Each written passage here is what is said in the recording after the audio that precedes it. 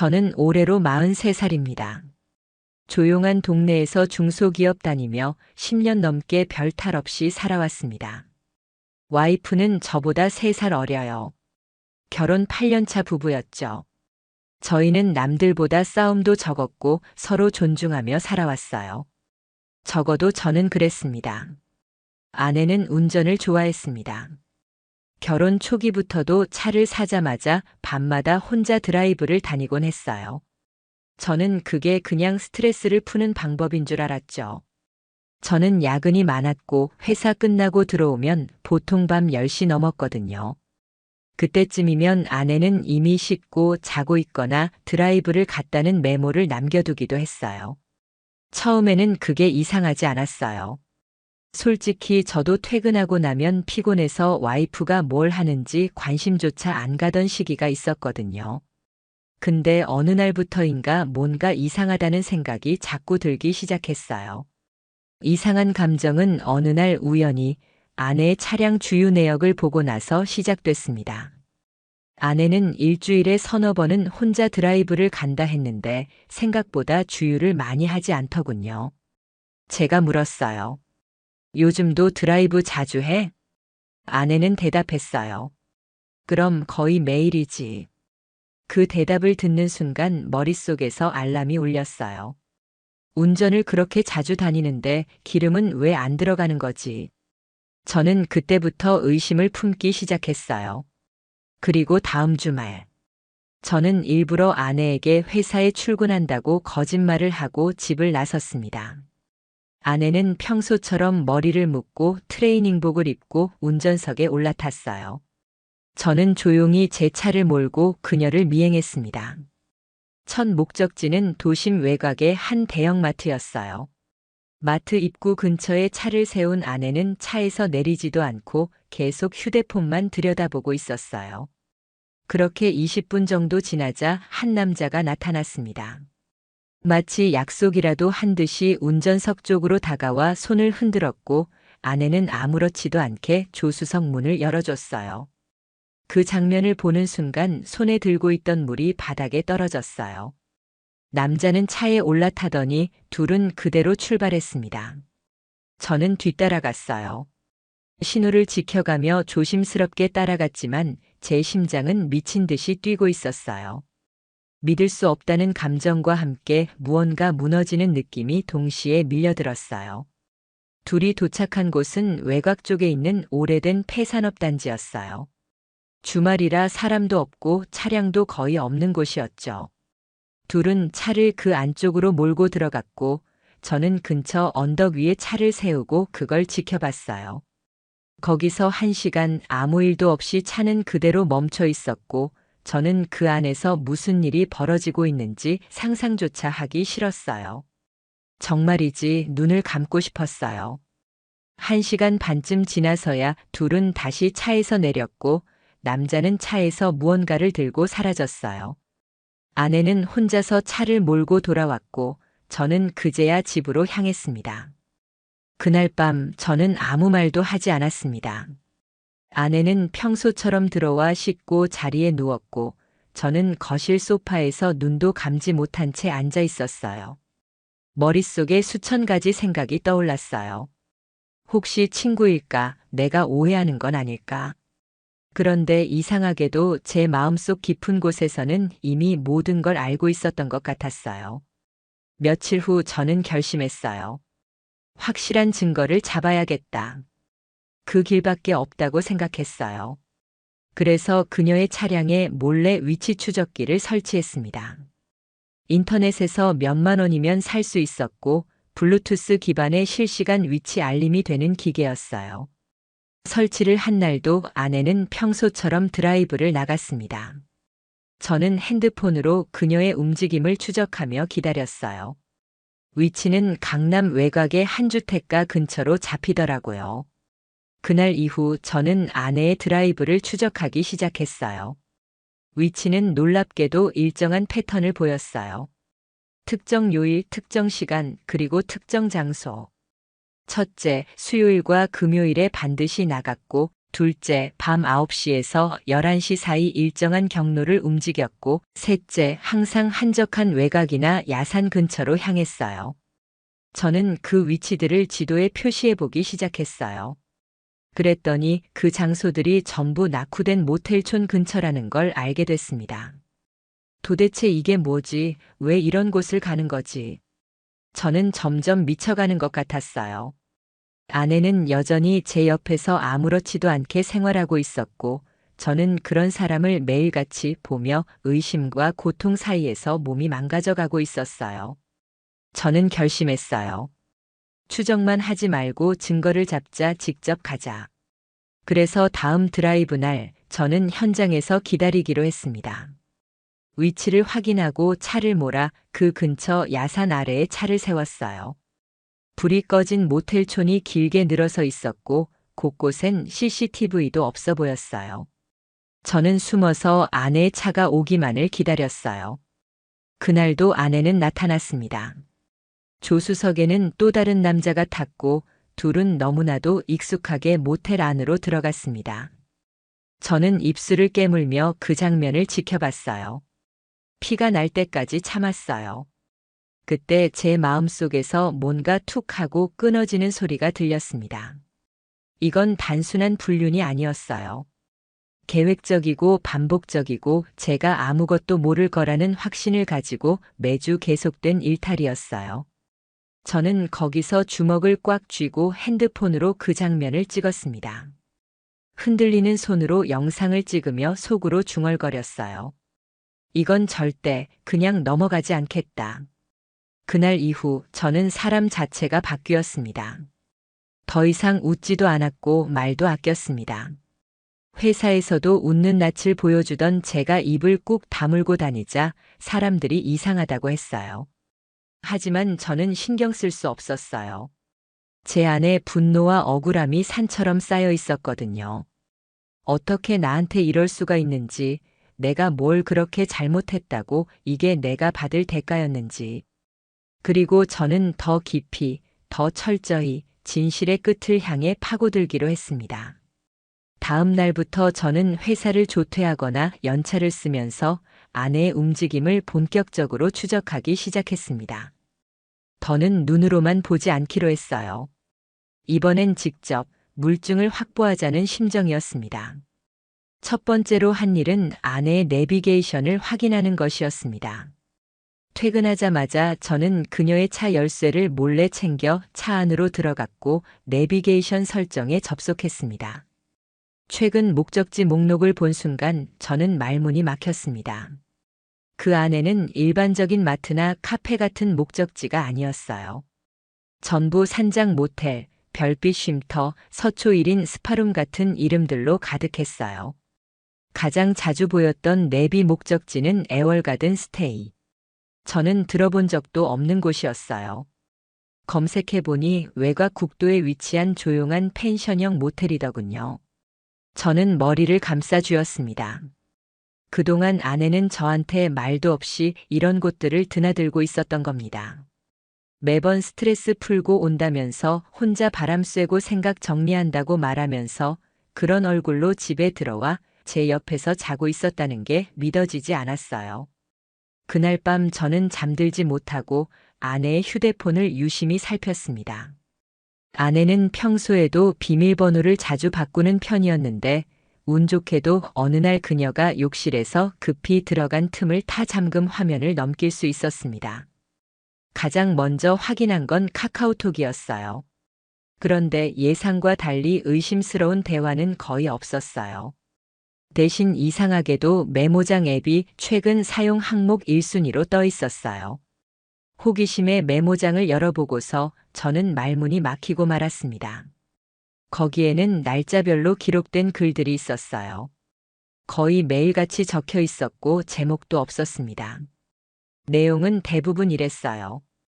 오늘은 조금 늦게 도착했지만 그 사람은 늘 그 자리에서 기다려줬다. 운전석 창문 너머로 손을 흔드는 그 얼굴을 보면 모든 고민이 사라지는 기분이다. 준호는 여전히 눈치채지 못한다. 다행이다. 이 시간만큼은 내 것이니까. 아무도 방해하지 않는 이 순간이 너무 소중하다. 준호. 제 이름이었습니다. 제 이름이 그렇게 아무렇지 않게 불륜 기록에 등장하고 있었어요. 누가 봐도 아내는 저를 완전히 조롱하고 있었던 겁니다. 아내는 매번 그 남자와 만난 후의 감정을 일기로 남기고 있었어요. 자기가 얼마나 해방감을 느끼는지, 어떻게 제 얼굴을 보고도 죄책감 없이 잠들 수 있는지를요. 어떤 날은 이런 내용도 있었어요. 준호가 요즘 뭔가 이상하다. 표정이 어둡고 말수가 줄었다. 하지만 말은 안 하니 아직 확신은 없는 것 같다. 이대로만 가면 모른 척 할 수 있을 것 같다. 그 글을 보는 순간 심장이 쿵 하고 내려앉는 느낌이었어요. 아내는 저를 의심하면서도 저를 철저히 무시하고 있었던 거예요. 사람 취급조차 하지 않았던 거죠. 저는 메모장 전체를 캡처하고 제 휴대폰으로 전송했습니다. 그때부터는 더 철저히 증거를 모으기로 결심했어요. 다음 단계는 블랙박스였습니다. 아내의 차량 블랙박스를 노트북에 연결해서 메모리 카드를 열었고 최근 몇 주간의 녹화 파일을 전부 열어봤어요. 가장 충격적인 건 지난주 금요일 밤의 영상이었습니다. 아내는 차를 몰고 외곽으로 향했고 누군가와 만나 차에 함께 탄 후 차 안에서 40분 가까이 아무 말 없이 있었다는 사실이 녹화돼 있었어요.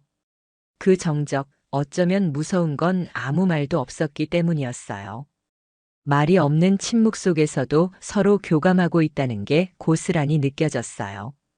그리고 영상 마지막, 그 남자가 차에서 내릴 때 아내의 손을 꼭 잡고 가만히 눈을 마주보며 미소를 짓는 모습이 포착됐습니다. 그 미소, 그 눈빛, 저는 그런 걸 아내에게 받아본 적이 없었습니다. 그 영상 이후 저는 일부러 그녀에게 티를 내기 시작했습니다. 요즘도 드라이브 자주 다녀? 혼자 가는 거야? 아니면 누구 만나? 아내는 당황한 기색 없이 웃으며 대답했어요. 혼자야, 그럼 누구랑 가겠어? 그 말이 제 귓가에서 메아리 쳤어요. 어떻게 그렇게 아무렇지 않게 웃을 수가 있는지. 저는 혼자 화장실 문을 걸고 속으로 울분을 삼켰어요. 이건 단순한 불륜이 아니었어요. 이건 계획적이고 반복적이고 사람을 우습게 본 짓이었어요. 제가 뭘 몰라서 가만히 있을 거라고 생각한 거였죠. 며칠 후 저는 마지막 퍼즐을 맞추기로 했어요. 그 남자가 누군지 알아내야 했어요. 제가 고른 방법은 차량 번호 추적이었습니다. 지난번 모텔 앞에서 찍었던 영상 중 그 남자가 내린 차량의 번호판 일부가 찍혀 있었고 저는 그걸 인터넷으로 조회해 봤어요. 자동차 카페나 중고거래 사이트에서 비슷한 번호의 정보를 하나하나 대조하며 확인했고 마침내 차량 소유주의 이름과 SNS를 찾아냈어요. 이름은 최민수, 나이 41, 충남 천안 거주, 프로필 사진에는 어딘가 낯익은 배경이 보였어요. 저는 바로 알아봤습니다. 그 장소는 아내와 함께 찍힌 사진 속 배경과 똑같은 장소였어요. 그제서야 모든 게 퍼즐처럼 맞아떨어졌습니다. 이 남자 아내의 과거 직장 동료였고 몇 년 전 회식 자리에서 제가 얼굴을 잠깐 본 적도 있는 사람이었어요. 더 소름 끼친 건 그 SNS 계정에는 아내에 대한 게시물은 하나도 없었지만 비공개 계정이 하나 따로 있다는 정황이 있었어요. 저는 그 순간 확신했습니다. 이들은 단순한 일탈이 아니라 비밀 계정까지 만들어 계획적으로 더블 라이프를 살고 있었던 겁니다. 저는 주먹을 쥐고 이를 악물었습니다. 이제 이 모든 걸 끝낼 준비가 된 거였어요. 저는 모든 증거를 한 폴더에 정리하기 시작했습니다.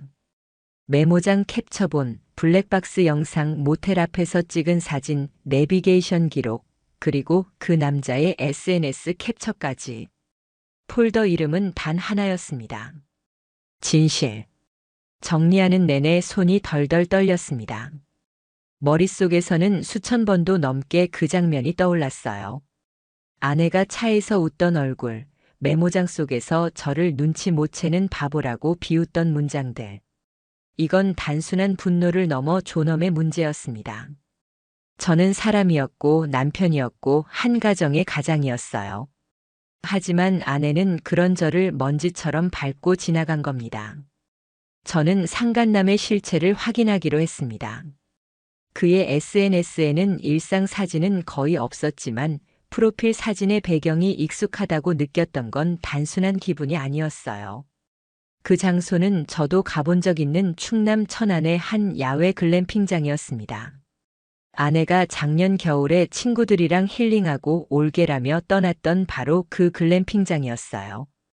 당시엔 별 의심 없이 그래 잘 다녀와라고 말했던 제가 너무 어리석게 느껴졌습니다. 그 여행이 불륜 여행이었다는 걸 이제야 깨달았으니까요. 그제서야 아내가 저에게 했던 수많은 거짓말들이 하나하나 맞물려 돌아갔어요.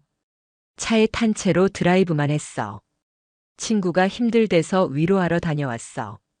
차 안에서 통화한 거? 그냥 언니야. 모든 말들이 이제는 구역질 나도록 들렸습니다. 저는 더는 참지 않기로 했어요. 상간남과 직접 연락을 시도하기로 결심한 거죠. 그의 SNS에 연락처가 있었어요. 며칠을 고민했지만 결국은 문자 하나를 보냈습니다. 당신이 누군지 압니다. 더 늦기 전에 통화합시다. 답장은 하루가 지나고서야 왔어요. 누구시죠? 저는 그 답장을 보는 순간 피가 머리끝까지 올라오는 느낌이었어요. 모르는 척하는 저 뻔뻔함이 너무도 분명했거든요. 저는 더는 장난칠 생각이 없었습니다. 이서연 남편입니다. 더는 장난치지 마세요. 둘이 함께 찍힌 영상, 대화, 메모, 내비 기록 전부 갖고 있습니다. 이후엔 한참 동안 답이 없었습니다. 한참을 기다리다 밤이 되자 전화가 걸려왔어요. 모르는 번호였습니다. 저는 심호흡을 하고 전화를 받았습니다. 여보세요. 목소리는 낯설었지만 어딘가 익숙했습니다. 죄송합니다. 먼저 그렇게 연락드릴 상황이 아니었는데 그놈이었습니다. 그의 첫 마디는 죄송합니다였어요.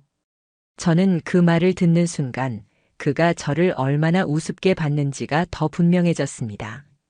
죄송? 그 말로 될 일 같아요? 아닙니다. 아니에요.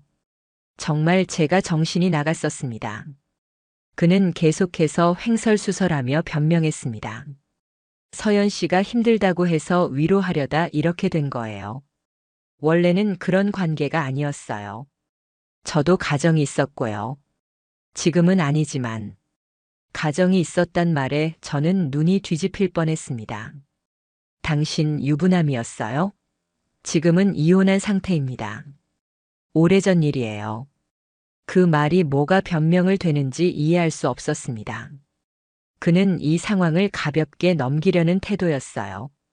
죄송하다며 다시는 연락하지 않겠다며 그냥 좋게 마무리하자고 말하더라고요. 그 말이 가장 어이가 없었습니다. 좋게? 내 인생을 밟고 간 주제에 좋게 끝내자고요? 통화는 그렇게 끝났고 저는 그날 밤 다시 잠을 이루지 못했습니다. 아내는 제 옆에서 아무 일 없다는 듯 자고 있었고 저는 그녀의 얼굴을 바라보다가 속으로 되뇌었어요. 언제까지 숨길 셈이지. 얼마나 더 속일 수 있다고 믿는 거지. 며칠 뒤 저는 마지막 확인을 하기로 했습니다. 아내와 그 남자의 실제 만남을 직접 눈으로 확인하기로 한 거예요. 예정된 드라이브 요일, 저는 퇴근 후 바로 그 장소로 향했습니다. 외곽의 오래된 펜션 앞이었고 주변에는 사람 그림자도 없었어요. 밤 9시 아내의 차가 도착했습니다. 잠시 후 검정 SUV가 따라 들어왔고 그 남자가 내렸습니다. 둘은 너무나도 익숙하게 서로를 마주보며 웃었고 아내는 팔짱을 끼며 펜션 안으로 들어갔습니다. 그 모습, 제 눈엔 슬로우 모션처럼 느껴졌습니다. 온몸에서 피가 빠져나가는 느낌이었어요. 내가 저 여자의 남편이라는 게 수치스러웠습니다. 지금껏 내가 지켜온 가정이라는 게 이렇게 쓰레기처럼 버려질 수 있다는 게 분했습니다. 저는 핸드폰으로 영상과 사진을 전부 찍었고 바로 다음날 변호사 사무실을 예약했습니다. 이제는 더 이상 물러설 수 없었습니다. 더는 봐주는 것도 없고 용서도 없었습니다. 저는 복수를 준비하기로 했습니다. 법으로, 현실로, 그리고 진실로. 변호사 사무실은 회사 근처 조용한 골목에 있었습니다. 저는 아내가 모르는 날을 골라 연차를 쓰고 상담을 받으러 갔어요. 접수대에서 기다리는 동안에도 손에 든 USB를 꼭 쥐고 있었습니다. 거기에는 아내와 그놈의 모든 흔적이 담겨 있었으니까요. 변호사는 중년 남성이었고 말투는 차분했습니다. 증거는 어느 정도 확보하셨습니까? 저는 USB를 내밀며 말했습니다. 영상, 내비 기록, 대화 캡처 다 있습니다. 변호사는 파일을 하나하나 살펴보더니 고개를 끄덕였습니다. 불륜 증거로는 충분합니다. 재산 분할과 위자료 중심으로 가시죠. 그 말에 저는 잠시 멈칫했어요. 위자료는 얼마나 받을 수 있나요? 통상적으로는 이 정도면 2천에서 3천까지도 가능합니다. 상간남에게도 소송 가능합니다. 그 말이 제게는 희망처럼 들렸습니다. 단순한 돈 문제가 아니었어요. 정당한 대가를 치르게 하고 싶었습니다. 변호사는 증거들을 복사해 갔고 저는 이후 절차를 정리해 들었습니다. 이혼 서류, 재산 목록, 아내의 인적사항, 상간자 이름, 주소, 차량 번호. 저는 빠짐없이 정리해서 전달했습니다. 그리고 그날 저녁 저는 집에 돌아와 마지막 심리전을 시작하기로 했습니다. 아내는 평소처럼 거실에서 드라마를 보고 있었어요. 저는 아무 말 없이 식탁에 앉았고 그녀는 먼저 말을 걸었습니다. 오늘은 일찍 왔네. 피곤했어? 저는 TV를 보며 말했습니다. 서연아, 너한테 물어볼 게 있어. 아내는 당황한 기색 없이 대답했어요. 뭔데? 저는 조용히 USB를 꺼내 테이블에 올렸습니다. 그녀는 그걸 보더니 순간 눈빛이 딱 굳었어요. 이게 뭔데? 모든 거. 그 짧은 두 마디가 대화를 끝내버렸습니다. 아내는 말을 잇지 못했고 표정은 점점 하얗게 질려갔어요. 저는 말했습니다. 몇 달 동안 보고 듣고 추적하고 다 정리했어. 너랑 그 인간이 뭐 했는지 다 알아. 아내는 입을 열었지만 아무 말도 하지 못했어요. 눈동자가 계속 흔들렸고 손이 떨리고 있었어요. 어떻게 알았어? 그 말에 저는 소리내어 웃어버렸어요. 내가 그렇게 허술할 줄 몰랐지. 메모장, 내비, 블랙박스, 영상, 사진, 대체 뭘 숨겼다고 생각한 거야. 아내는 손으로 입을 가리고 눈을 질끈 감았습니다. 미안해. 진짜 미안해. 그 말이 정말 어이가 없었어요. 지금까지 나를 바보처럼 만들고 매일 내 옆에 누워 거짓말을 하던 사람이 그 모든 걸 들켰더니 이제 와서 미안이라니요. 그 사람 누구야? 회사 다니다 알게 된 예전에 저는 말을 끊었습니다. 최민수, 천안, 펜션, SNS 다 알아. 아내는 완전히 무너진 표정이었어요. 소리도 못 내고 그냥 울기 시작했습니다. 눈물로 해결될 문제가 아니었어요. 이혼해. 이미 변호사랑 상담도 끝났고 서류도 준비됐어. 잠깐만 제발 한 번만. 아내는 바닥에 무릎을 꿇었어요. 손으로 제 바지를 붙잡고 고개를 떨궜습니다. 내가 잘못했어. 그 사람하고는 진심 아니었어. 그냥 그때 잠깐 흔들린 거야. 그 말을 듣는 순간 제 안에서 뭔가 폭발하는 것 같았어요. 그때 잠깐 영상만 몇 달이고 일기까지 쓰고 드라이브 코스까지 짜면서 그게 잠깐이야? 저는 아내의 손을 떼어내고 일어섰습니다. 하던 짓 다 해놓고 이제 와서 사정하는 거 역겨워. 하늘이 무너져도 용서 못해. 아내는 눈물을 흘리며 말했어요. 준호야. 하필 왜 그날? 왜 그걸 봤어? 그 말이 너무나 황당했어요. 하필 그날? 자기 죄를 후회하는 게 아니라 들킨 타이밍을 후회하고 있었다는 그 말 한마디에 저는 더 이상 아무 감정도 느끼지 못했습니다. 저는 방으로 들어가 서류를 꺼내와 테이블에 던졌습니다. 이혼 서류야. 사인해. 안 하면 법적으로 진행할 거고 상간자 소송도 걸 거야. 그녀는 고개를 숙인 채 입술을 깨물었습니다. 내가 지금 너한테 자비를 베풀어야 할 이유가 없어. 너한테 뭐 하나 남기고 싶은 것도 없고 그냥 법대로 갈 거야. 그날 밤 아내는 거실에서 울면서 잠들었고 저는 침대에서 벽을 바라보며 숨을 죽이고 누워 있었습니다. 마치 누군가 제 심장을 망치로 두드리는 것처럼 가슴이 아팠습니다. 이 집의 공기, 이 집의 침묵 모든 게 저를 짓누르고 있었어요. 하지만 저는 이걸 끝내기로 결심했습니다. 단 하루도 더는 이 거짓된 공간에서 살지 않겠다고. 다음 날 저는 짐을 쌌습니다. 출근한다고 말하고 나와서 그대로 모텔에 투숙했어요. 이제 이 집은 저한테 아무 의미도 없었습니다. 아내는 그날 오후 문자를 보냈습니다. 정말 끝이야? 한 번만 생각해 봐줘. 부탁이야. 저는 답장하지 않았습니다. 그날 밤 저는 혼자 모텔 침대에 누워 이 모든 상황이 꿈이면 좋겠다고 생각했습니다. 하지만 현실은 너무도 명확했습니다. 제 손에 들린 증거들, 변호사의 목소리, 그리고 아내의 울음소리, 모든 게 너무 선명했어요. 이건 꿈이 아니었습니다. 현실이었고 이 현실을 만든 건 바로 그녀였습니다. 며칠 뒤 저는 변호사와 함께 정식으로 이혼 조정 신청을 했습니다. 생각보다 절차는 빠르게 흘러갔습니다. 이미 증거는 차고 넘쳤고 상대가 이의를 제기할 여지도 없었으니까요. 아내는 조정일에 혼자서 나타났습니다. 변호사는 대동하지 않았고 얼굴은 몇 년은 늙은 것처럼 보였습니다. 수척하고 초췌하고 입술은 바싹 말라 있었어요. 그녀는 조정위원 앞에서 아무 말도 하지 않았습니다. 위자료 액수도 동의했고 재산 분할에서도 다툼 없이 넘겼습니다. 그 모습은 마치 모든 걸 포기한 사람처럼 보였어요. 조정위원은 우리 둘을 번갈아 보며 말했습니다. 이 결정이 본인의 의사에 의한 것임을 확인합니다. 그녀는 고개를 끄덕였습니다. 네. 제 입에서도 같은 말이 나왔습니다. 맞습니다. 그렇게 서류는 처리됐고 며칠 후 법원으로부터 이혼 확정 통지를 받았습니다. 종이 한 장 그 한 장이 8년의 결혼 생활을 잘라냈습니다.